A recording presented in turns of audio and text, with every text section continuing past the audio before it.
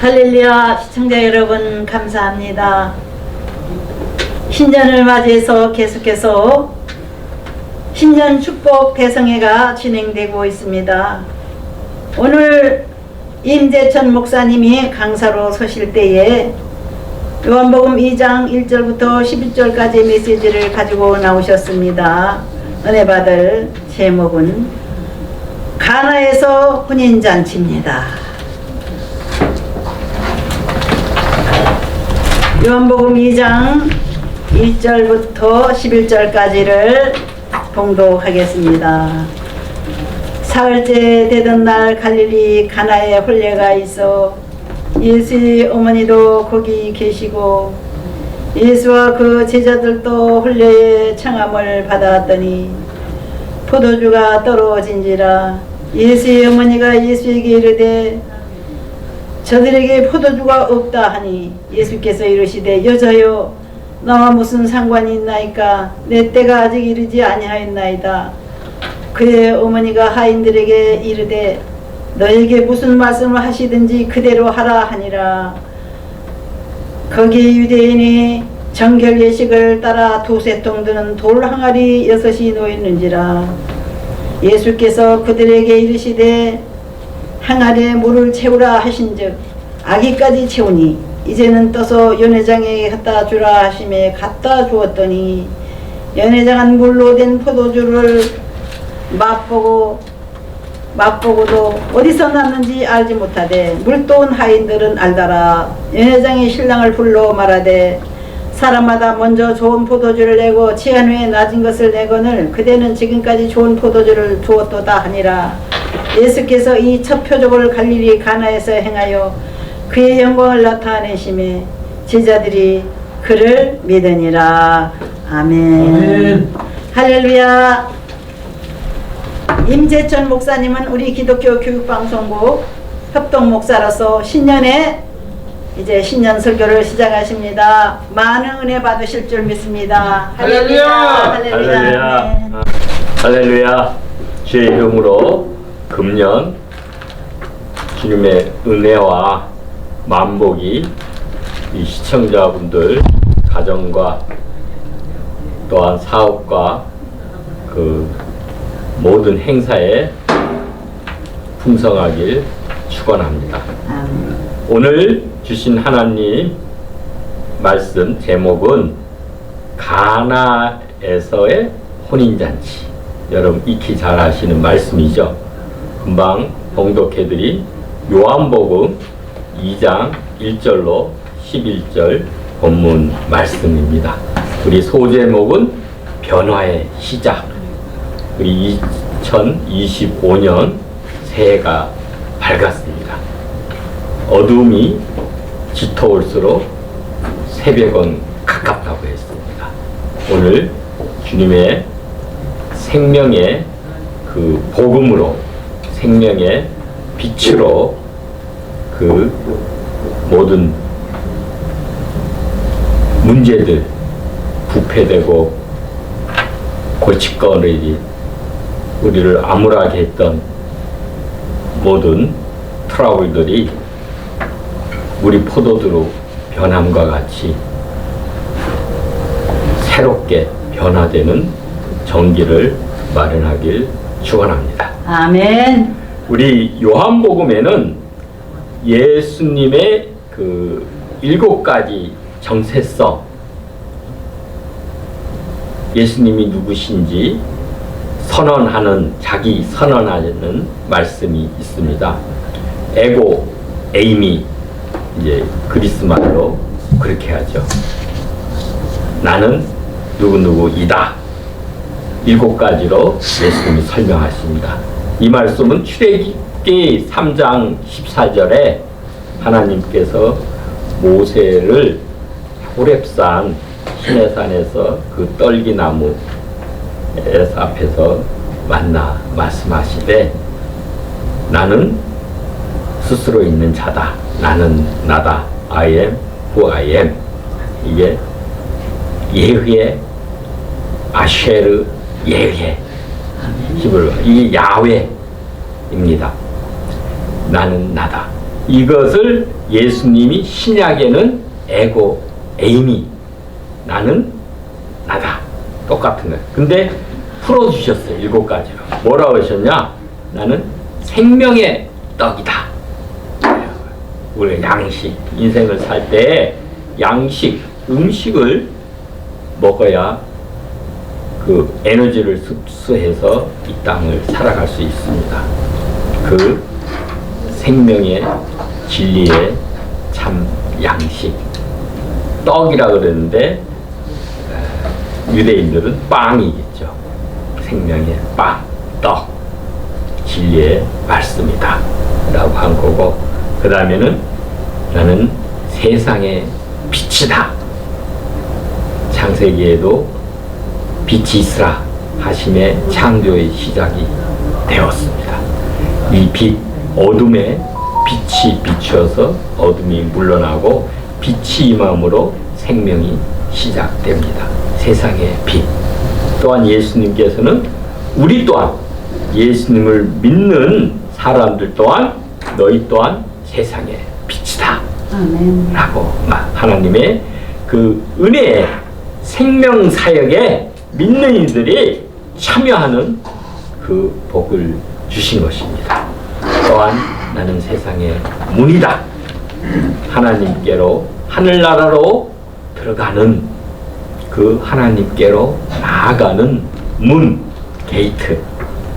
예수님을 통해서만 하나님께로 나아갈 수 있고 구원의 문을 통과해서 하나님을 만날 수 있는 것입니다. 예수님은 또한 선한 목자다. 요즘 정말로 이 도덕질 목자, 사건 목자가, 이 나쁜 목자가 그득그득한 이 땅에 예수님은 선한 양들을 위해서 생명을 바치시는 선한 목자다 말씀하십니다. 아멘. 또한 예수님은 나는 부활이요 생명이다. 예수님을 믿으면 죽어서도 부활을 하고 살아서 믿으면 그 생명이 영생을 누리는 이 생명은 조회, 영원한 생명, 하나님의 생명, 영생을 얻는 그 생명을 뜻합니다. 또한 6째로는 나는 길이요 진리요 생명이다. 우리 인생의 길, 우리가 내비게이션이 없이 요즘 자동차 운전하기가 힘들잖아요. 특히 초행길을 갈 때. 인생은 누구나 초행길입니다. 응? 그렇기 때문에 그 길을 가는데 인생을 어떻게 살아야 될지, 어느 길이 진리의 길이고 참된 길이고 생명의 길이고 선한 길이고 옳은 길인지 빛의 길인지 그 길을 비춰주시는 예수 그리스도, 진리, 변하지 않고 신실하고 애매모호하지 않고 명확한 그 진리시고, 또한 생명, 영원한 그 하나님의 그 생명으로 인도하는 그 생명이시다. 생명 그 자체시다. 선언하신 것입니다. 마지막으로 나는 참 포도나무다. 예수님은 에덴 동산의 생명나무시기도 합니다. 계시록 22장에 나타나는 생명나무. 또한 이스라엘을 비유할 때 포도나무로 많이 비유했어요. 올리브나무, 무화과 나무로도 비유했지만 포도나무. 예수 하나님께서 참 포도를 심었는데 이사야서에 안타깝게도 들포도를 맺었다 그랬어요. 좋은 열매를 맺는 나무가 좋은 나무입니다. 선목, 성과라고 그러죠. 참 포도나무, 좋은 포도나무. 우리의 본이 되시는 그러한 포도는 생명과 기쁨과 풍성함, 축복을 주는 그런 성령을 뜻하는 그런 열매입니다. 포도 나무다 말씀하셨어요. 또한 요한복음에는 예수님께서 행하신 7가지 기적 있습니다. 이 미러클러스 사인스라고 그러죠. 놀라운 사인, 표적이 있어요. 이거는 그냥 뭐 어떤 남들이 행하지 뭐 요술같이 뭐 큰 능력을 행하는 그게 목표가 아니라 거기에 하나님의 능력이 나타나서 그 표적을 행하시지만 표적은 사인이에요. 우리가 길거리에 스탑 사인 그러면 그 사인을 보고 쓰라는 거고, 우리가 다 이 길에도 뭐 종로 5가 뭐 어디 이렇게 표시가 돼 있잖아요. 화살표. 그러면 이제 거길 가면 뭐 어느 목적지가 나온다. 그걸 가리키는 것입니다. 그래서 이 표적은 표적 자체에 오늘 가나에서의 표적, 또 첫 번째 표적이 가나에서 물을 포도주로 만드신 표적이라고 했습니다. 이것은 포인트 앳 투 지저스를 가리키는 예수님. 그러니까 우리가 손가락을 하면 손가락을 초점이 있는 것이 아니라 가리키는 손가락의 목표 지점. 우리가 이 표적을 통해서 포도주가 우리의 이 표적의 목적이 아니라 포도주를 통해서 나타나시는 예수님이 누구신지, 예수님이 메시아크, 그리스도, 주시고 하나님의 아들이시다 라는 거, 그게 목적이에요. 예수님을 가리키는 것. 그로 인해서 그 예수님을 우리가 믿고 우리의 생명을 얻는 게 이 표적의 목적이십니다. 그 가나에서의 그 혼인잔치, 물을 포도주로 만드셨고, 둘째는 역시 갈릴리 가나에서의 왕의 신하 아들을 병을 고치신 것이죠. 세 번째는 그 예루살렘의 양의 문 근처에 베데스다 연못에서 38년 된 병자를 일으켜서 진상을 들고 걸어가도록, 이 안식일 날에 회복된 일을 하신 거예요. 근데 막 거기 있는 바리새인들이 예수님 책 잡으려고 안식일 율법을 어겼다 비난을 하시는 거예요. 그 예수님 말씀이 안식일에도 할례를 하지 않느냐? 그죠? 모세의 할례를 안식일에도 행하신 거예요. 안식일에 사람을 온전케 하기 위해서 회복하게 하는 일, 그게 바로 하나님의 일이에요. 하나님의 일이 믿음의 일이에요. 그걸 하나님이 기뻐하시는 거죠. 할례를 기뻐하시듯이 그런 거예요. 사사로이 나의 목적을 위해서 그런 것이 아니에요. 사람의 생명을 살리고 회복하기 위해서 그런 거는 안식일에 생명 일을 한 것이다. 그래 하신 거예요. 그 일을 행하시고, 그 다음에 넷째가 우리 갈릴리 베세다 들판에서 오병이어 한 아이가 드린 그 떡, 보리떡 5개, 그죠? 입사리온 작은 곳이에요. 우리 입투스 큰 물고기가 아니라 입사리온 작은 물고기 2마리. 그거에 예수님이 축사하셔서 남자 장성만 5,000몽을 먹고도 남았다. 12강주가 남았다 그랬어요. 어린애들까지 여인들까지 합하면 아마 2만 명이 넘는 인구가 그걸 먹고도 남는 그런 풍성한 은혜, 예수님이 바로 생명의 떡이라는 것을 증거해 주신 표적을 행하신 것이죠. 또한 폭풍우가 요란하게 칠 때 갈릴리 호수를 걸어서 베드로한테 나아가신 이 천지를 지으신 하나님 창조주 하나님이시고, 또한 천지를 다스리시는 그 하나님, 풍랑, 우리한테도 그 인생의 풍랑이 불 때, 요즘 대한민국의 풍랑이 얼마나 거센지요. 이 어둠의 세력들의 분진이 저 얼마나 이들이 그냥 완악하게 맹렬히 그 어둠의 분지를 일으키고 풍랑을 일으키는데 예수님이 개입하셔 오시면 그 풍랑을 잔잔하게 재우시는 다스리시는 그 하나님. 우리 부디 이 나라에도 예수님의 하나님의 개입하심이 있어서 우리 모든 이 경한 이 풍랑들이 다 잠재워지고 악한 세력들이 물러나고 빛의 아들 하나님의 아들들이 출현하여서 이 땅을 평화롭게 기쁘고 밝은 나라로 만들기를 축원합니다. 그다음에 이제 예수님께서 이 초막절에 그 맹인들 요한복음 9장이죠. 나면서부터 난 맹인된 눈먼 그 맹인을 고치신 거예요. 실로암에 가서 예수님이 진흙과 이 침과 진흙으로 눈을 발라서 실로암에 가서 씻어라 이런 거예요. 실로암은 보냄을 받았다 이런 거예요. 센트 보냈다. 누구세요? 하늘로부터 하나님으로부터 보냄을 받으신 분이 바로 예수 그리스도신 거예요.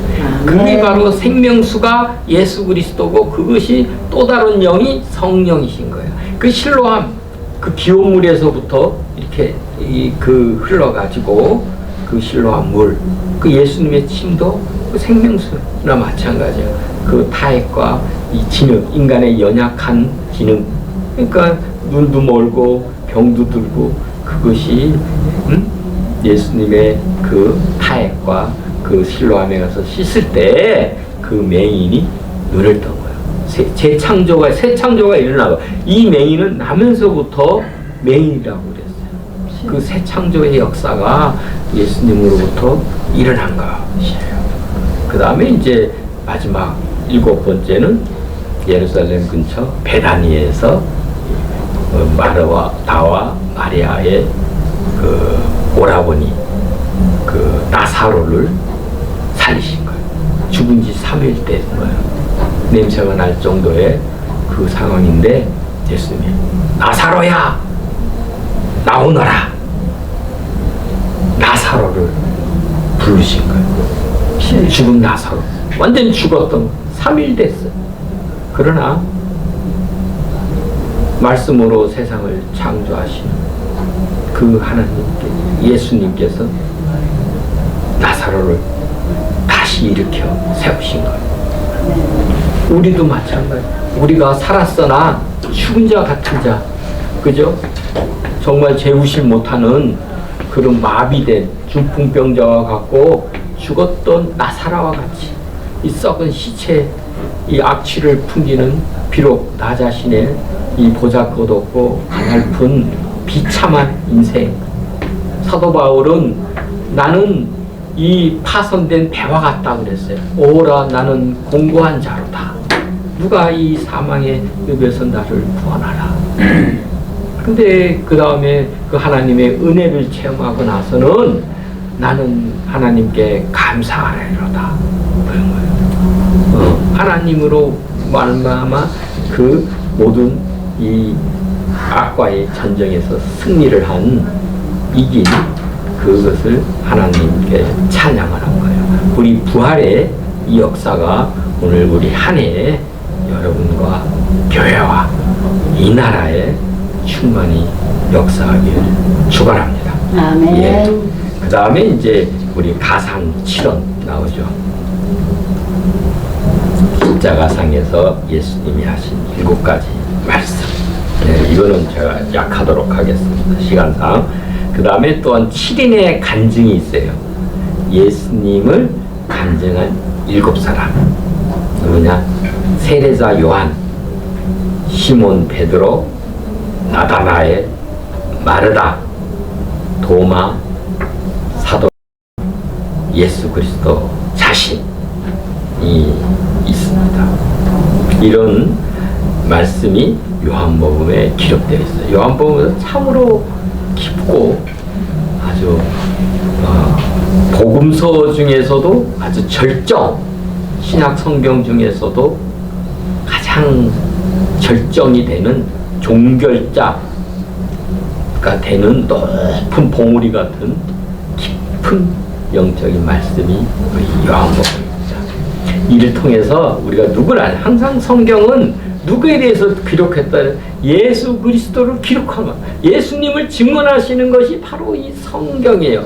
그 성경을 통해서 예수님을 알지 못하면 마치 바리새인들이 내가 모세의 율법을 다 안다고 했지만 예수님을 모르는 거예요. 그 예수님 뭐예요? 너가 진정으로 모세의 율법을 알고 그 율법을 믿었으면 나를 아는 게 당연하다. 왜냐? 모세의 율법이 바로 나를 증언한 건데 너는 나를 모르고 요새의 율법을 안다는 거는 어불성설이라 이거예요. 그러니까 눈먼 장님인 거예요. 보나 영적인 눈이 가려가지고 문자적으로만 했지 실행 삶 속에서는 빛이 없는 거예요. 이 어둠에 영적인 빛이 비쳐야 눈이 떠야 되잖아요. 깜깜한 데서 글이 안 보이잖아요. 이 햇빛 빛이 있어야 그 글자가 보이고 암만 또 빛이 있어도 내가 눈을 감으면 안 보이는 거예요. 눈이 장님이 빛이 밝아도 못 보는 거예요. 그러니까 우리는 영적인 눈을 떠서 정말 그건 성령의 눈이죠. 성령의 조명하심이 있어서 그 말씀을 깨닫게 하시고 그래서 우리의 생명의 길을 비추시는 영생을 얻는 그 길이 비추고 거기에 성령의 생명수가 흐르는 거예요. 그러니까 생명수나 성령 이 생명의 빛이나 같은 양상이에요. 나타나는 건 다르지 같은 본질은 같은 거예요. 그래서 성전에서의 생명수가 흘러가지고 그래가지고 만물을 새롭게 하고 변화시키고 되살리고 라파하고 샤라치 풍성하게 하는 그게 계시록 47장의 그 회복의 말씀. 그 에덴 동산으로부터 네 강의 근원이 흘러서 그죠? 흘러들고 그게 에스겔 47장의 성전에서 그 물이 흘러서 그 다 사해 요단 아라바 계곡을 통해서 사해 죽음의 바다가 다시금 살아나서 물고기가 살고 강둑가에 그 각종 생명 나무의 그 열매가 달마다 열리고 그 잎사귀는 양식 그 치료제로 쓰이고 그 열매는 양식으로 쓰이고 그것이 나타납니다. 그게 계시록 22장에 그게 강가에 생명수 강가에 또한 생명나무의 열매와 그 잎사귀가 풍성한 게 나타나는 거예요. 그게 결국 예루살렘 그게 에덴 동산이고 그게 바로 성전이고 예루살렘이고 그게 새 하늘과 새 땅 그게 바로 하나님 나라의 구원의 모습이 성취되어 가는 겁니다. 그래서 예수님은 누구신지 알고 그 다음에 예수님이 사역이 무엇인지 예수님이 과연 이 땅에 오셔서 무엇을 행하셨는지 우리가 그걸 알면 우리가 누구를 본받는 우리도 나도 예수님처럼 돼야 되겠지 생각하는 거고 또한 예수님이 하신 사역을 나도 그 동참해가지고 동역자가 돼서 그 사역을 해야지. 그 당연히 그 길, 예수님의 길을 가면 그 길이 진리의 길이고 생명의 길이 되는 것이죠. 예. 그래서 이 본문이 오늘을 예수님 때 행하신 첫 번째 표적이에요. 그 사인이다 이게 세메이온 헬라어인데 이것이 갈릴리 가나라 그랬어요. 가나라는 게 다른 지역도 있으니까 구분하기 위해서 갈릴리 지방에 있는 작은 그 가나 동네입니다. 거기서 혼인잔치, 기쁨의 잔치예요. 혼인이 맺어지는 거예요. 우리 인생에 맺음이 있어야 돼요. 남녀의 만남이 있듯이 사랑의 만남, 그죠? 홀로 사는 게 우리 사회적 동물이라서 인간이라서 서로 간의 만남, 이웃과의 만남, 서로 간의 만남. 죄는 단절이에요. 이 아담 하와의 죄로 인해서 하나님과 인간과의 관계가 단절되고 또한 인간과 자연과의 관계가 단절되고 아담과 하와 부부 간의 관계가 단절되고 이러한 단절의 역사, 그게 결국 죽음이에요. 그것이 이제는 혼인잔치로 서로 맺어지는 거예요. 이 부부관계가 맺어듯이 그거는 기쁜 거예요. 기쁨의 이 잔치에 관한 그 말씀입니다. 이것은 단순한 이적을 넘어서 새로운 그 시대의 도래를 선포하는 거예요. 새 시대가 열렸다. 이제 25년도 새 시대, 새해가 밝았다. 라를 선포하는 거예요. 이 어둠이 지배하던, 이 광풍이 불던 이 나라에 그런 것이 이제 어둠의 세력들이 물러나고 빛의 새 광명의 시대가 도래한다. 라는 것을 선포하는 말씀이십니다. 이것은 바로 예수님이 메시아임을 나타나시는 것. 메시아크, 그리스도 주님. 그죠? 이 땅을 구원하시는 거예요. 이걸 나타내, 하나님의 아들이심을 나타내, 그의 영광을 나타나는 거예요. 그 중요한 순간입니다. 이 요한복음 2장에서의 그 갈릴리 가나의 혼인잔치는 이를 통해서 우리가 무엇을 이 표적이 가리키고 표적의 결과 어떤 일이 일어나는지를 아는 게 중요합니다. 뭐라 그랬죠? 첫째는 예수님께서 메시아다. 메시아크, 크리스토스, 그리스도, 주님이시다. 또한 하나님의 아들이시다. 그 영광을 나타내시는 거고, 또한 우리에게 믿는 것, 믿음을 주시는 거고, 제자들이 믿었더라 11절에 돼 있어요. 이 표적을 통해서 제자들이 믿었다. 우리 믿음을 더 굳건해 주시고, 그러기 위해서 표적을 나타낸 거예요. 괜히 능력 자랑을 하기 위해서, 쇼하기 위해서 그런 것이 아니고, 그리고 뭐예요? 우리가 또한 요 마지막에 20장 31절에 뭐예요? 이것을 다 기록하는 것은, 하는 건 우리가 믿고 그 이름을 힘입어서 생명, 영생이죠. 아이니오스 조에, 영원한 생명을 얻게 하는 거예요.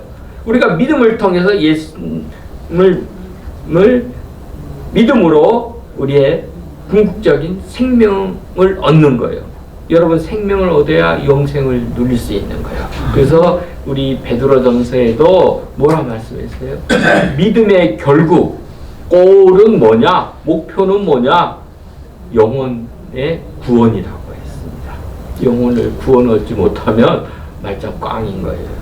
근데 이 1절에 보면 요한복음 2장 1절, 사흘째 되던 날 갈릴리 가나에 혼례가 있어 예수의 어머니도 거기 계셨다 그랬어요. 사흘이 중요해요. 여기 나올 때 1절에 사흘. 사흘은 어떤 날짜냐? 전환, 변화의 시간입니다. 이 사흘째 날에 장소가 어디죠? 갈릴리의 지역에 있는 가나 동네에 누가 등장인물이 나오죠?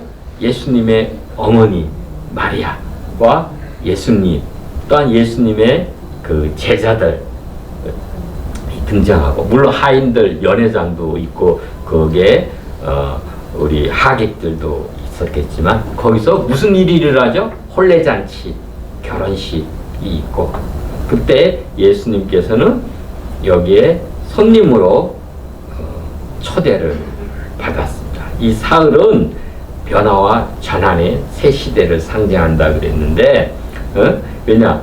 우리 창세기 1장에도 보면 하나님께서 사흘째 되던 날 뭐를 창조하셨죠?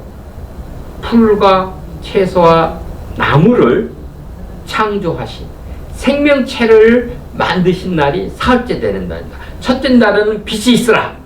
그러니까 생명의 원천인 빛을 하시고, 이건 태양빛하고 다릅니다. 빛을 창조하시고, 둘째 날에는 궁창, 이걸 나눴죠. 아래 물, 윗물, 궁창, 하늘을, 이 공간을 만드시고, 거기에 땅, 물을 모아서 놓은 것이 바다가 되고, 이제 땅이 드러난 것이 육지가 돼서 그 땅에 식물을 창조하신, 이 생명체를 마시신 날이 사흘째 되는 날이에요. 또한 우리 출애굽 때 하나님께서 모세에게 명하시기를 사흘쯤 광야로 가서 이스라엘 백성들이 제사하게 예배하도록 출애굽 그 애굽 왕에게 그 허락을 요청한다.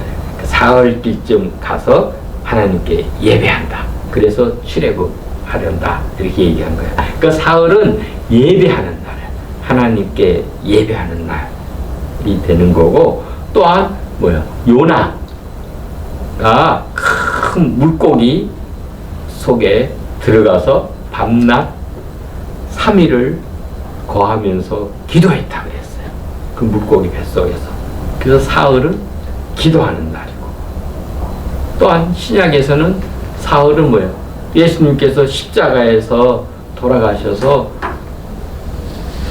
무덤에 3일 동안 계시다가 부활하신 부활의 날, 사흘째 날이에요. 그와 같이 생명을 창조하신 날이고, 생명체를 창조하신 날이고, 하나님께 예배하는 날이고, 하나님께 기도하는 날이고, 이 날이 부활의 날인 것입니다. 이 갈릴리 가나에서 혼인잔치가 사흘째 되는 날에 일어난 것은 이 혼인을 통해서 새 시대에 전한 예수 그리스도의 시대 메시아 도래를 선포하는 영광을 나타내는 그 날, 역사의 전환의 날입니다. 이 날이 역사의 생명의 전환, 그리스도가 온 천지에 그 영광으로 나타나는 그 날이 우리 시청자 여러분에게 임하길 축원합니다.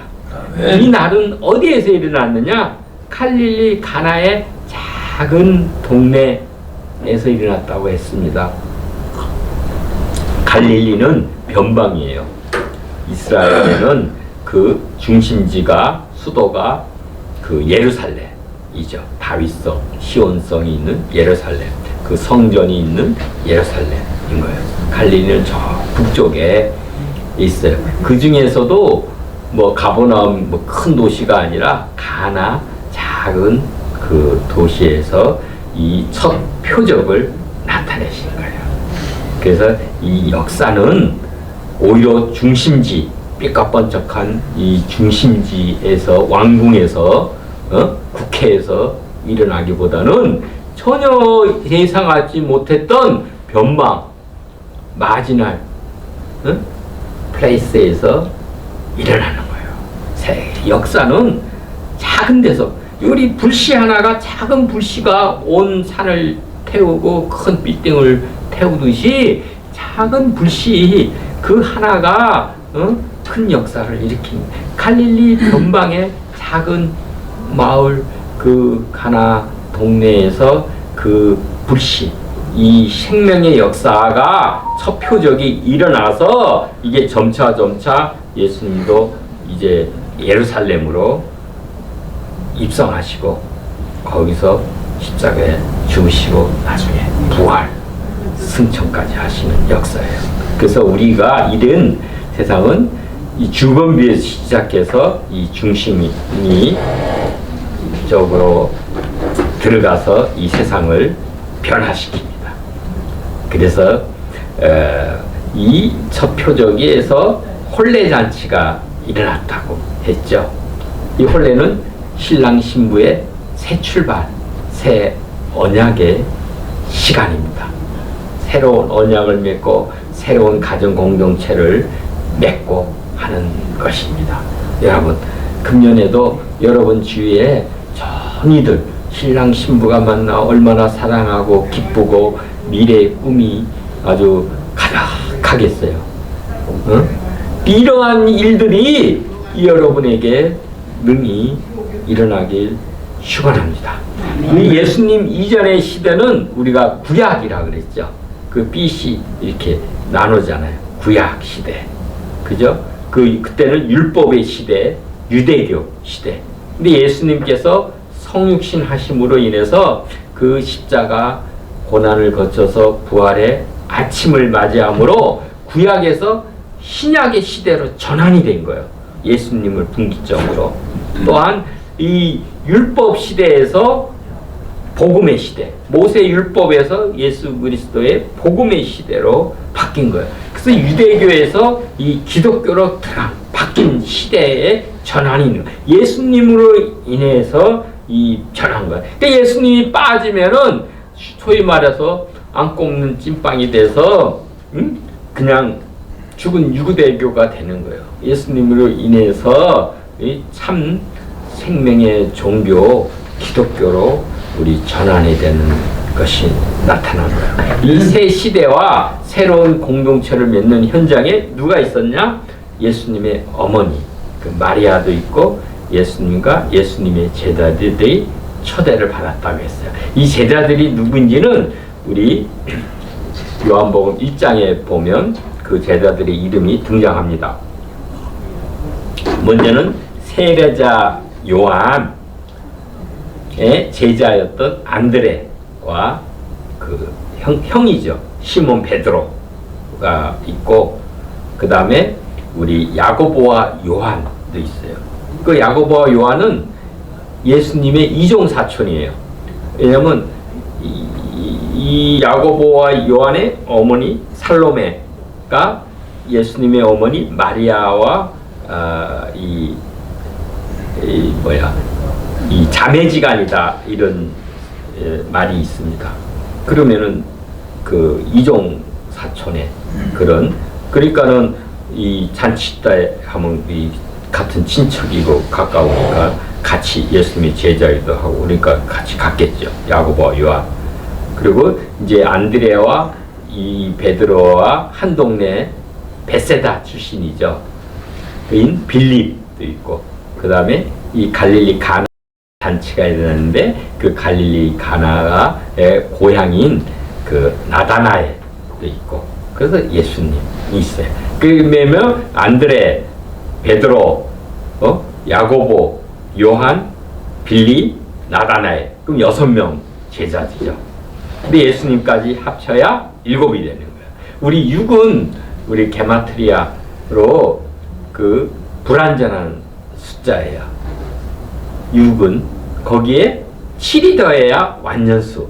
그러니까 6명 제자에 예수님이 포함돼서 7 완전한 역사, 완전수, 충만한 역사가 일어나는 것입니다.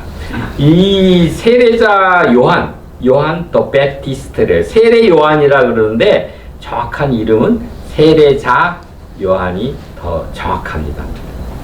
존 더 베티스트, 그 세례를 베푼 요한이니까. 근데 세례자 요한은 광야에서 민중들 사람들하고 격리돼서 지냈어요. 광야에 외치는 자의 소리다 이렇게. 근데 예수님은 달랐어요. 말씀이 육신이 되어서 우리 가운데 거하셨다. 그죠? 요한복음 1장 14절에 우리 가운데 스케노 거하시는 among us, 우리 가운데 함께 거하시면서 우리의 백성의 그 공고함을 채울 컴패션 하시고 그 삶의 현장에서 하나님 나라의 복음을 가르치시고 3대 사역, 그죠? 그 다음에 치유하시고 힐링, 그 다음에 복음을 전파하시고 하나님 나라 복음을 전파하시는 그 사역을 하십니다. 예수님은 백성 가운데 함께 이 잔치에도 가고 세례자 요한같이 백성과 권리돼서 격리돼서 광야에 외치는 소리만 아니라 백성 속에서 성신하셔서 그 영광을 드러내고 그 사역을 행하시는 그 예수 그리스도의 모습을 우리가 알 수가 있습니다. 근데 보통 이때 유대 이스라엘의 혼례 이 결혼 잔치는 우리 같이 뭐 하루 한나절 하고 금방 끝나는 것이 아니고 일주일 해요 보통. 그리고 많이 하면 뭐 2주까지 합니다. 왜냐면 멀리서 걸어오잖아요. 근데 뭐 자동차 타고 비행기 타고 올 수도 없고 멀리서 맨날 며칠 걸어와야 되니까 하루 딱 하고 한나절 하고 가면은 시계도 뭐 맞추기도 그땐 시계도 없죠 당연히 2000년 전에 뭐 그러니까는 최소한 보통 일주일 뭐 많이 하면 뭐 2주까지도 하고 그래요. 그때 이제 우리가 이때마다 잔치 때는 1년간 준비를 해요. 그래가지고 풍성히 먹는 거예요. 우리가 또 얼마 전까지만 해도 보릿고개 먹길 제대로 못했잖아요. 그래서 식사가 진지 잡수셨습니까? 그게 인사야. 밥 맨날 굶고 밥 먹었냐? 요즘은 그런 인사 덜 하지만은, 그죠? 늘 그런 어려운 시기 때 제사나 잔칫날, 그러면 그때는 좀 이 실컷 이 먹는 거예요. 이때도 마찬가지였어요. 이 가난한 사람들은 혼례가 있으면 다 초청받으면 오는 거예요. 와가지고 거기서 먹고 또 그 못 먹었던 고기도 좀 먹고 빵도 좀 실컷 먹고 그 음료가 그때가 포도주가 되는 거예요. 음료가 음료, 포도주, 뭐 포도즙. 그러니까 포도를 담궈 가지고 발효가 안 되면 포도즙이 된 거고, 그게 좀 숙성이 되면 자연적으로 포도주가 되는 거예요. 그런데 뭐 이렇게 우리처럼 뭐 술 먹고 취하고 그런 정도는 아닌 거예요. 왜냐면 포도주가 되면은 거기다가 물을 부어서 희석을 해요. 그래서 물을 정화하기도 하고, 어떤 거는 뭐 3대1, 10대1 이렇게 물을 타니까 우리가 지금 뭐 취하기 위해서 먹고 그런 용이 아니고 음료로 먹고 또 흥겹게 그 잔치를 하게 됩니다. 그런데 웬일인지 이 잔치에 문제가 생긴 거예요. 예의치 않은 문제. 3절에 포도주가 떨어진지라 그런 거예요. 그래서 예수의 어머니 마리아가 예수님에게 이르되 저들에게 포도주가 없다 하니, 이런 거예요. 우리 인생에 풍성하게 즐기고 나 기쁨을 누리는 친척도 만나고 친구도 만나고 얼마나 이웃도 만나서 모두가 다 흥겨운 이때에 우리를 풍성하게 하고 기쁘게 하고 하는 이때에 결핍이 온 거예요. 갑자기 포도주, 우리한테 기쁨을 주는 그런 축복이 없어진 거야. 얼마나 난감하겠어요. 특히 혼례를 이거를 준비하고 호스트, 그죠? 이 주인 누가 하는 사람들은 얼마나 이 난감한 거예요. 때로는 우리 인생이 이 난감한 처지에 취할 수가 있는 거예요. 우리 인생에 기쁨을 주고 위안을 주고, 그죠? 그런 거가 갑자기 어느 날 없어진 거예요. 이것은 결혼식에 포도주가 떨어졌다는 것은 이 당시 율법을 어기는 거가 되는 거예요. 왜냐면 그 혼례를 소청을 해놓고 맨날 며칠을 왔는데 그 대접도 소홀하게 하고 뭐 이러면은 그거 온 사람들이 얼마나 실망을 하겠어요. 그게 또 날이면 날마다 있는 것도 아니고, 이 잔뜩 기대를 하고 맨날 며칠을 왔는데, 그죠? 그리고 이 혼주, 특히, 그죠? 이 혼례를 준비한 측에서는 이 수치와 불명예가 되는 거예요. 그죠? 이 소문이 다 퍼질 거 아니에요. 누구네 갔더니만은 그 집안 말이에요. 이 포도주도 제대로 대접도 안 한다고. 이 소문이 온 사방에 퍼지면 그 어떻게 되겠어요? 그런데 이런 예기치 못한 사태에 예수님께서는 조용하게 반전, 회복의 역사를 행하신 것입니다. 예수님께서는 혼택하고 왜곡되고 메마른 율법을 이건 회복해서 성취하고 온전케 하기 위해서 오신 거예요. 이 메마른 포도주가 떨어진 거야. 그것을 복음으로 율법을 성취하러 오셨다 그러잖아요. 아멘. 떨어진 우리의 그 포도주, 생명, 기쁨, 우리한테 위안을 주는 풍성하게 하는 그 축복을 회복하기 위해서 예수님이 오신 거예요. 예수님을 우리 삶의 자리에 초대를 해야 돼요. 그래서 여러분 뭔가 결핍합니까? 네, 부족해요. 부족한 거를 예수님께서 채워주셔서 변하게 해달라고 여러분 간구하시기 바랍니다. 아멘. 예, 우리의 결핍과 이 실패의 이 시대가 우리 예수님으로 인해서 기쁨과 축복의 그 시대로 변하기를 바랍니다. 이것이 또한 이게 영적으로도 볼 수 있어요. 영적인 기갈, 하나님 말씀을 듣지 못한 기갈, 그죠? 이것이 결핍이 그게 진짜 이 말씀 복음의 진리의 말씀이 풍성한 것으로도 우리가 볼 수가 있어요. 이때 과연 우리가 인생에 이러한 문제가 생겼을 때 결핍이 됐을 때 어떻게 해결하느냐 그 해결을 오늘 말씀을 통해서 배워야 돼요. 어떻게 했느냐 첫째는 뭐라겠어요? 예수님 마리아 예수님의 어머니 이 마리아가 예수님한테 물은 거예요. 문제 해결자 우리의 문제가 있죠. 첫째는 문제 인식을 해야 돼. 뭐가 문제야? 포도주가 없다는 걸 알아야지. 있잖아요. 우리의 뭐가 문제인지 문제 인식이 먼저 돼야 돼요. 그리고 문제 해결자한테 부탁을 해야 돼. 누가 아무도 모르는 사람 다른 사람한테 해봐야 그거 어쩔 수가 없어. 그죠? 예수님은 문제 해결자라고 믿기 때문에 왜냐면 이 마리아는 성령으로 잉태해서 천사의 소리도 하고 그것을 마음에 두었다고 했어요. 본인이. 그래서 아직 예수님이 그 영광, 이 표적을 나타내서 그리진 않았지만은 그러나 예수님은 이 땅을 구원하셨어요. 예수가 바로 구원자라는 거 아니에요.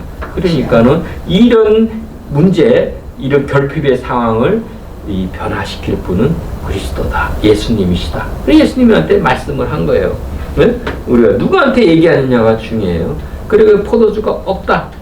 라고 얘기한 거예요. 그 문제를 인식해서 알리는 건 뭐예요? 기도하는 거예요. 예수님께 기도하는 거예요. 우리 문제, 결핍의 문제를 하나님께 아뢰는 거. 샤카르. 그죠? 부지런히 구하는 거. 시크. 찾고 구하는 그 기도. 우리의 인생의 문제, 환란을 우리 누구한테 이 문제를 아려고 누구한테 도움을 받겠습니까? 잠언 8장 17절에는 나를 사랑하는 자들이 나의 사랑을 입으며 나를 간절히 찾는 자가 나를 만날 것이다 말씀을 하신 거예요. 그리고 계시록 21장 6절에도 내가 생명수 샘물을 목마른 자에게 값없이 주리니 그런 거예요. 목마른 자, 그 갈증을 느끼는 자한테 주는 거예요. 그 예수님은 뭐 누구한테 돈 받고 막 바가지 씌우고 값없이 주는데 목마른 자, 그걸 구하는 자한테 주는 거예요. 우리가 부지런히 구해요. 구하라 그러면 주실 것이요. 찾으라 그러면 찾을 것이요. 두드리는 자에게 열릴 것이다 말씀을 하신 것입니다. 네? 그래서 우리가 예수님 이 광야 인생길을 갈 때 예수님을 우리의 주인으로 모시고 선한 목자 대신 주님을 따르면 왜 사도 우리 다윗도 고백하죠. 시편 28편에 예수님은 하나님은 나의 목자시니 내가 부족함이 없으리로다. 예수님은 선한 목자라 그랬잖아요. 하나님 모시고 선한 목자를 예수님을 모시면은 부족함이 없고 그가 나를 푸른 초장과 쉴만한 물가로 인도하시고 그죠? 내 머리에 기름을 바르시고 그죠? 내 잔이 넘치나이다. 그런 축복의 은혜를 입을 수 있는 거예요. 근데 예수님을 우리가 손님으로 맞이하고 여기 게스트라 그랬죠. 초대함을 받았잖아요. 받고 그냥 한쪽 귀퉁이 하객 중에 한 명으로만 모셔두면은 기적이 안 일어나는 거예요. 예수님께 나와서 아릴 때 예수님을 우리 삶의 주인으로 손님이 아니라 주인으로 초대를 해야 이 결핍의 이 실패의 문제를 해결할 수가 있는 것입니다. 그런데 4절에 보면 예수님께서 조금 생뚱맞게 의외의 대답을 하십니다. 그 어머니한테 그죠? 예수께서 이르시되 여자여 나와 무슨 상관이 있나이까 내 때가 아직 이르지 아니하였나이다. 이거 이해하기가 쉽지 않아요. 예수님의 어머니 이 헬라 말로 메테르 이래야 돼요. 근데 여기서는 여자여 하는 거는 귀나이라고 이렇게 하신 거예요. 그 원어적으로는 그 귀나이는 귀내의 혹격이에요. 귀내는 뭐야? 우먼 여자 맞아요. 이 여인이요 이렇게 부른 거예요. 그 나와 무슨 상관? 나와 무슨 관계가 있냐 이거. 내 때가 아직 이르지 아니하였다 이렇게 얘기해. 근데 예수님을 어머니, 그 전까지는 어머니라고 다 부르죠. 우리 가족 관계에 모자지간에서는 당연히 어머니 메테르라고 부르야 되는데 여기서 여자, 혹격으로 귀나이라고 부른 거예요. 그렇다고 이 여자, 우리로 보면 어감이 뭐 좀 무시하는 것 같고 뭐 하대하는 그런 언어는 아니고 이 당시에는 상당히 존칭, 공손한 언어입니다. 심지어는 시저가 그 클레오파트라를 부를 때 귀나이 부른 거예요. 황후를 부를 때 그 이름, 귀하게 부르는 그 여인이다. 그런 말씀입니다. 그런데 지금까지는 우리가 예수님과 어머니 마리아와는 모자지간, 어머니와 아들 관계로 성장했지만 이제 30세가 돼서 예수님이 제자들도 부르시고 하나님의 일을 행해야 될 이 공적 생애 시기에는 예수님의 어머니 마리아도 한 여인에 불과한 거예요. 이 히브리 말로는 이샤라 그래. 귀나이는 헬라어고 이샤, 여인, 한 여인이에요. 우리 천주교에서 하는 거하고는 개념이 다른 거예요. 한 여인이에요. 하나님이시니까 하나님에서는 마리아도 피조물이고 한 여인에 불과한 거예요. 그래서 예수님이 뭐라 그러세요? 마태복음 12장 50절에 누가 내 형제요, 내 자매요, 어머니냐? 누구든지 하늘에 계신 내 아버지의 뜻대로 하는 자가 내 형제요, 자매요, 어머니되라. 그런 거. 하나님의 뜻대로 하는 자가 예수님의 가족이 되는 거야. 우리도 그래. 말로만 예수님, 예수님 뭐 부르짖는 것이 나로 주여 주여 부르짖는 자가 천국에 임할 것이 아니라 하나님의 뜻대로 행하는 자가 천국에 임한다. 예수님의 그 가족이 되는 거예요. 근데 여기서 여자라고 호칭하는 거는 아까 말씀드린 대로 좀 존중하면서 공손한 표현인데 이것은 인간적으로 거리감을 두는 공손한 거리감을 두는 그런 표현이에요. 그러니까 polite distance라고 볼 수 있는 것. 이 때는 무슨 때냐? 예수님께서 이제 십자가에 죽으시고 부활하시는 그 구원을 성취하시는 그때, 그때는 아직 아니다. 라는 그런 말씀이죠. 그래서 예수님의 사역은 인간적인 이런 이해관계에 매이거나 인간에 의해서 좌지우지되거나 그 때도 하나님의 때가 아니라 인간의 그 의해서 변경되고 그런 것이 아니다. 이거 다 하나님 이 카이로스 때는 십자가의 죽음과 부활의 때는 오직 하나님께서 정하시는 거예요.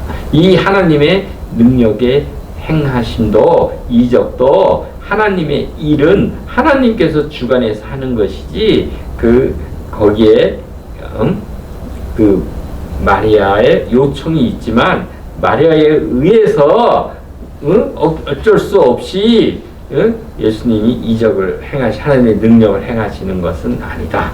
물론 이제 마리아가 문제를 인식해서 예수님께 아뢰는 믿음의 그 기도 그거를 발단이 됐죠. 그러나 실질적으로 그 표적을 행하시는 그 능력과 그 행하시는 사역은 하나님의 뜻에 의해서 나타났다고 하는 것입니다. 그래서 이 예수님은 어머니로서의 그런 자기의 그런 육신적인 가족관계 어머니로서가 아니라 일개 여자 귀나이로서 그 호칭을 해서 예수님의 첫 그 표적의 성격과 목적이 바로 예수님의 영광, 예수님이 메시아시고 하나님의 아들이심을 나타내시고 제자들의 믿음을 더 강화, 굳건히 하기 위해서 이 사역을 행하신다는 뜻입니다. 그 나와 무슨 상관이 있나이까? 내가 무엇 때문에 이 일을 해야 합니까? 예수님의 그 표적, 능력을 행하시는 목적이 무엇인지는 그 예수님께서 왜 내가 이 일에 개입을 해야 될 그 목적과 그 이유를 분명히 묻습니다. 그래서 나는 예수님께서 어머니의 요청에 의해서 이 하나님의 사역, 그 표적, 이적을 행하는 것이 아닙니다. 왜 나를 어머니의 일, 이 뭐예요? 단순히 이 땅의 일이죠. 포도주가 혼례잔치에 포도주가 없다는 이 땅의 일에 포함시키려 합니까? 나는 이 땅의 일, 이게 포도주가 떨어졌다고 어떤 것을 그 해결하는 그 땅의 일, 땅의 나라, 그거를 구현하러 온 것이 아니라 하나님 나라의 일, 하나님 나라를 이 땅에 이룩하기 위해서 성육신하셨다는 문제. 땅의 문제가 아니라 하나님 나라의 일. 내 나라는 하나님 나라라 한 거예요. 그러니까 여기서 우리가 유대인들도 오해가 생긴 거예요. 메시아가 그 당시 이스라엘이 그 로마 그 정부의 속국이 돼서 있었기 때문에 정치적으로 이스라엘을 로마에서 해방시켜줄 그 메시아 구원자를 기대한 거죠. 유대인들은. 그러나 예수님께서는 하나님 나라의 도래와 확장, 그 구원을 성취하러 오신 것이죠. 아멘. 그래서 말씀에도 이사야서 55장 8절 9절 말씀에도 내 생각, 하나님의 생각은 우리의 생각과 다르다. 하나님의 길과 우리의 길이 다르다. 왜냐면 하늘이 땅보다 높은 같이 내 길은 너희의 길보다 높고 내 생각은 너희의 생각보다 높음이다 라고 말씀을 하고 계십니다. 내 생각과 길이 하나님의 뜻과 길과 다르다는 것이죠. 이때 우리는 어떻게 해야 됩니까? 우리의 나를 내려놓고 하나님의 뜻을 구하고 그 길을 따르는 것이 상책입니다. 그러나 예수님의 어머니는 예수님에 대한 그 믿음을 가지고 하인들, 여기 하인들은 그냥 노예, 둘로스 노예가 아니라 이 잔칫날에 도와주는 도우미 역할을 하시는 그 봉사예요. 그래서 디아코노스입니다. 그 섬기는 자로 와서 도와주는 잔치를. 그래서 그 하인들에게 너희에게 예수님께서 무슨 말씀을 하시든지 그대로 하라 라고 5절에 전한 거예요. 이 그대로 그 믿음을 가지고 순종해라 라고 지시를 한 것입니다.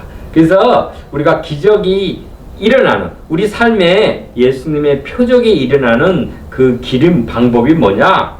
먼저 마리아처럼 문제를 발견하고 문제 해결자이신 예수님께 아뢰고 그 믿음을 가지고 또한 그 하인들에게 믿고 순종하도록 전한 것이죠. 그 문제 인식, 문제 해결자 하나님 예수 그리스도께 아뢰는 거고 기도하는 거고 그 다음에 믿음을 가지고 그 말씀대로 순종하는 이것이 바로 주님의 능력을 불러오는 비결입니다. 우리 삶의 이 결핍의 때 이것을 반전시킬 수 있는 그러한 비결이기도 합니다. 여기서 보면은 또 돌 항아리와 새 포도주가 등장합니다. 그죠? 6절에 보면 거기에 유대인의 명절, 유대인의 정결 예식을 따라 두세 통 드는 돌 항아리 8이 놓였는지라 그랬어요.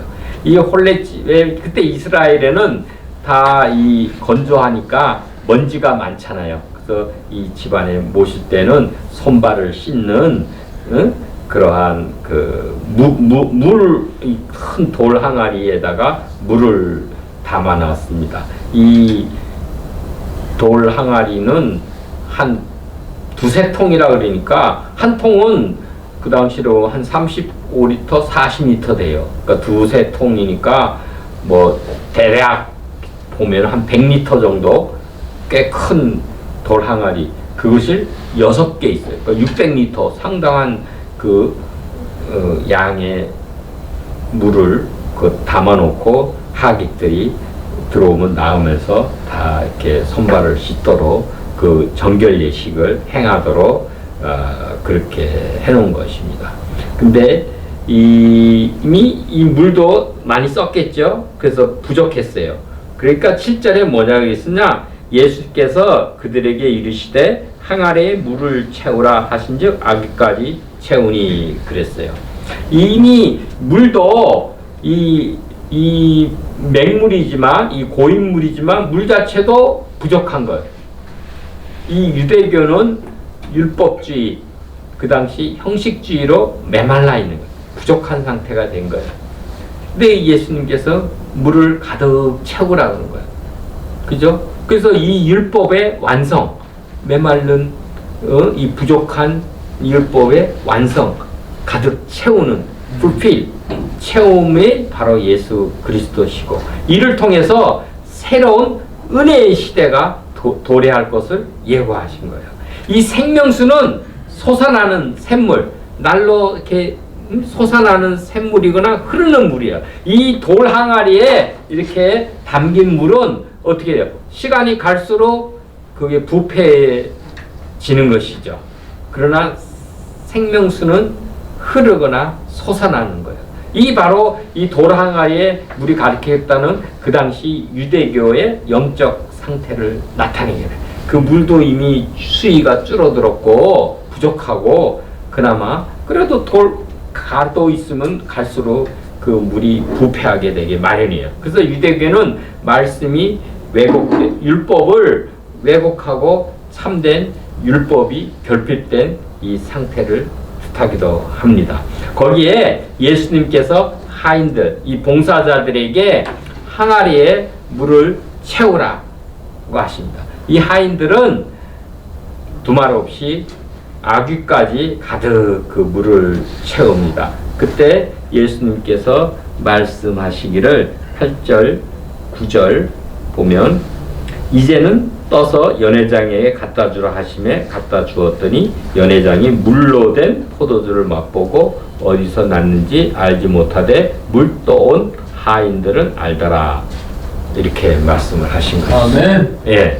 근데 여러분 궁금하지 않으세요? 이 고인물이 언제 신선한 이 포도주로 변화되었을까요?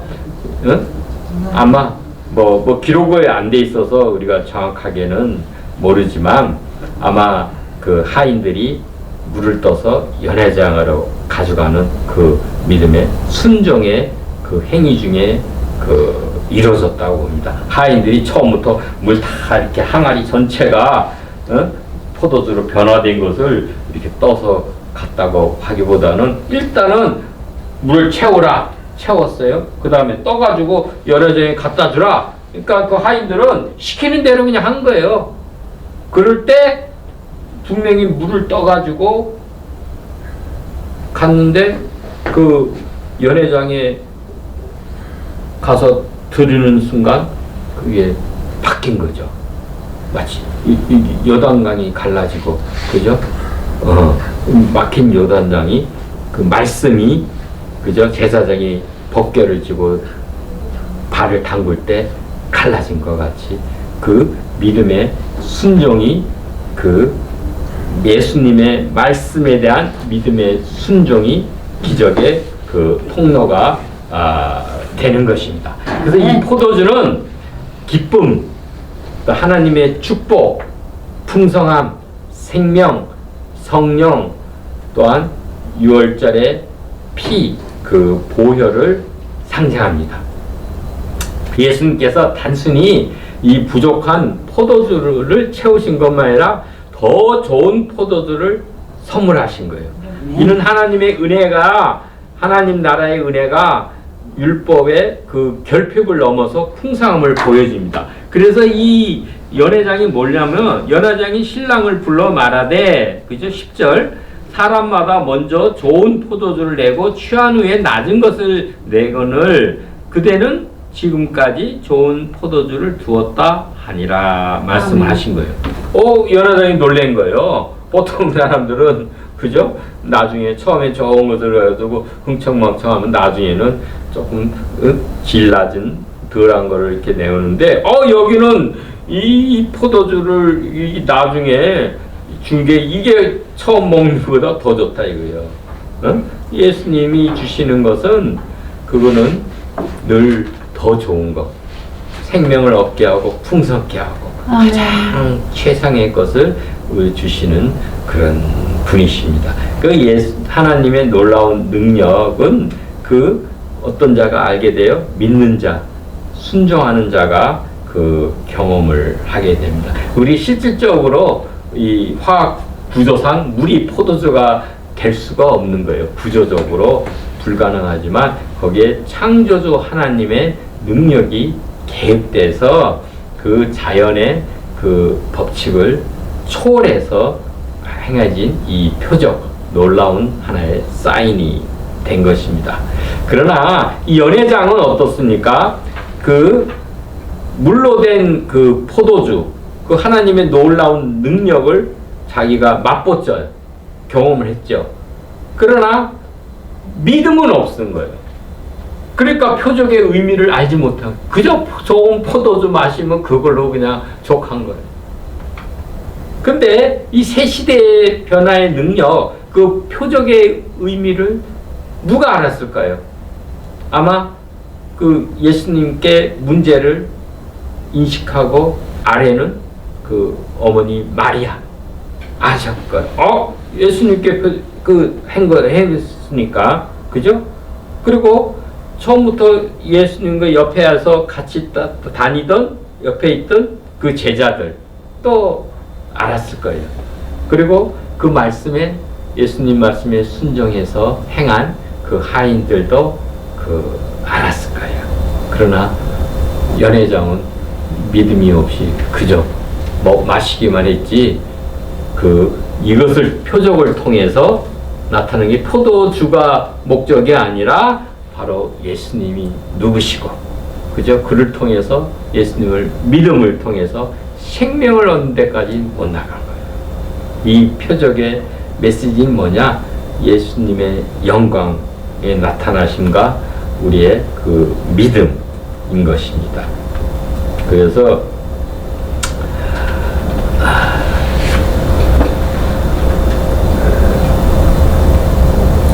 우리가 여기서 이제 교훈을 얻고 마치도록 하겠습니다.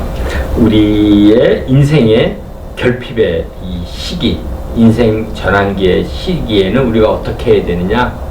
예수님께 기도해.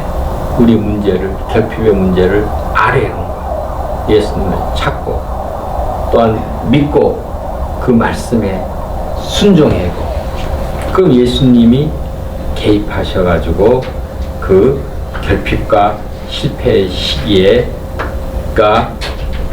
그 하나님의 영광이 드러나고 우리 믿음이 굳건히 되고 이 문제가 해결되는 것입니다. 그래서 결론적으로는 이 변화의 시대에 예수님을 의지하라라는 것입니다. 이 시대를, 이 가나에, 그래서 혼인잔치는 단순한 혼인잔치가 아니라 새 시대를 알리는 그 시작의 사건입니다. 예수님께서 우리 결핍의 문제를 풍성함으로, 실패를 기쁨으로 변화를 시킬 것입니다.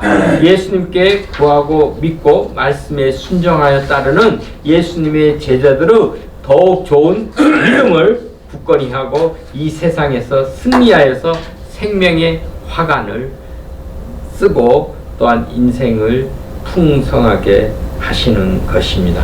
예수님의 표적을 통해서 예수님을 우리 삶의 주인으로 모시고 예수님을 메시아, 그리스도와 하나님 아들이심을 믿고 하나님의 영광을 드러내고 우리 믿음을 굳세게 하고 영생의 축복을 누리시는 모두가 되길 축원합니다. 기도 드리겠습니다. 참 포도나무시오 생명의 근원이신 우리 주님을 저희가 믿고 우리 인생의 결핍한 이 혼란의 이 문제를 주님께 아뢰어서 그 말씀에 순종하여 행함으로 주님께서 개입하시사 해결해 주심으로 우리 주의 영광이 나타내고 우리 믿음을 굳건히 하고 우리가 영원한 생명을 얻어서 하나님 나라의 그 기쁨을 다하게 하소서. 예수님의 이름으로 기도합니다. 아멘.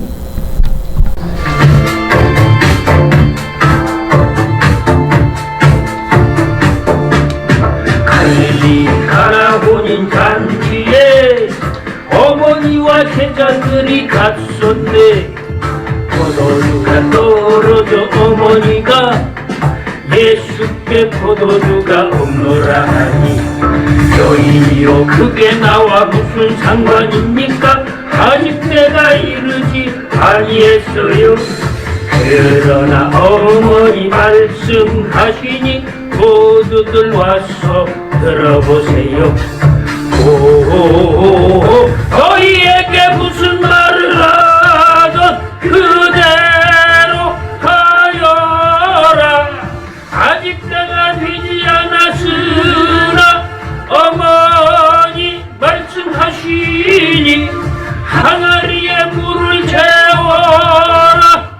물을 채워라. 아기까지 물을 채워라. 물을 채워라. 자, 이제는 항아리를 갖다 주라 하시네. 사람들이 맛보았네. 물로 된 포도주를. 연회장이 신랑을 불러 말했네. 어디서 이런 포도주가 나왔냐? 좋은 포도주가 아직까지 있으니 경사로다.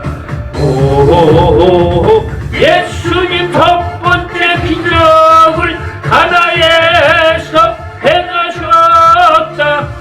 주의 크신 그 영광을 나타내셨도다. 그 일로 제자들이 크게 믿게 되었도다.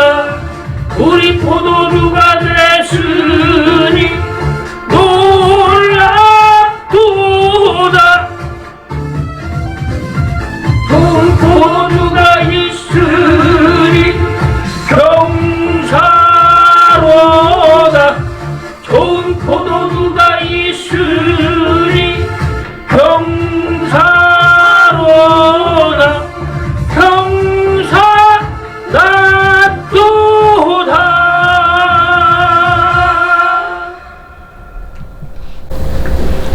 경사롭도다. 우리 만물의 주인이 되시는 거룩하신 아버지 하나님, 모든 것이 주께로부터 시작되고 주님의 그 복을 내려주심과 또한 이 모든 물질을 통해서 우리 하나님의 그 사역과 나라의 왕성함을 이루길 빕니다. 저 이 땅에 살아갈 때 일용할 양식을 주시고 이 광야 인생길에 의복이 헤하지 아니하고 또 발이 부르지 아니하고 하늘의 만나를 주시고 반석을 쳐서 물을 주셔서 저희 필요를 공급해 주시고 우리의 선한 목자가 되시어서 부족함이 없도록 푸른 초정과 쉴만한 물가로 인도하시는 주의 은혜에 감사합니다.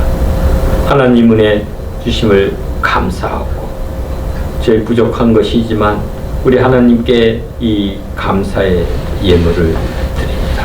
주여 그 예물에 안수하여 주시어서 우리 주의 복음을 전하는 이 귀한 기독교 교육방송과 그 복음 전파 사역 위에 하나님 귀한 만복으로 채워주옵시고 늘 하나님께 드리는 감사의 제물이 넘쳐나게 하옵소서.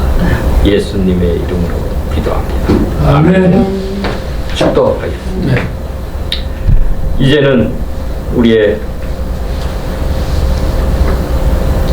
생명이 되시는 예수 그리스도의 은혜와 하나님 아버지의 크신 사랑과 성령의 감화 교통하심의 은혜가 주님을 믿고